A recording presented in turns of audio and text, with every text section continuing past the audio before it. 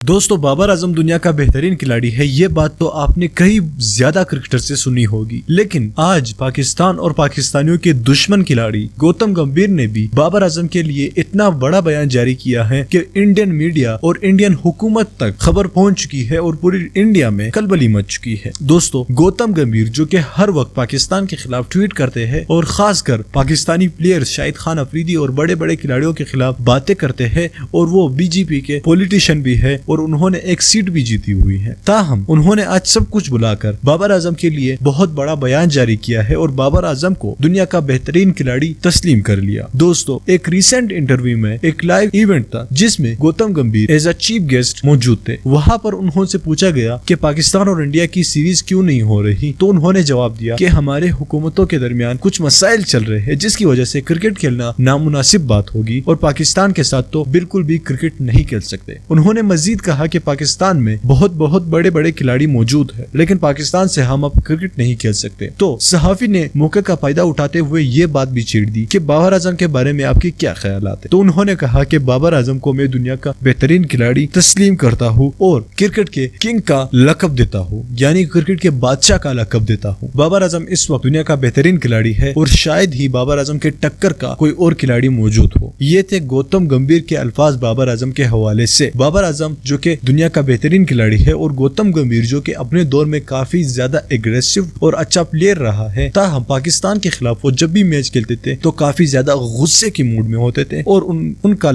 کی لڑائی کافی زیادہ پاکستانی کھلاڑیوں کے ساتھ ہوئی ہے ان دفعات۔ حال ہی میں گوتم گمبھیر نے پاکستان کے خلاف اور شاہد خان افریدی اور بہت بڑے بڑے کرکٹرز کے خلاف بہت زیادہ ٹویٹ اور نفرت انگیز پیغامات جاری کیے اور خاص طور پر اپنے سوشل میڈیا اکاؤنٹس پر۔ لیکن آج گوتم گمبھیر کا یہ بیان کافی زیادہ حیران کن ہے، نہ صرف ہمارے لیے اور انڈین میڈیا کے لیے بھی۔ یہی وجہ ہے کہ گوتم گمبھیر کے خلاف اس وقت پروٹیسٹ چل رہے ہیں اور کہا جا رہا ہے کہ بی جے پی سرکار نے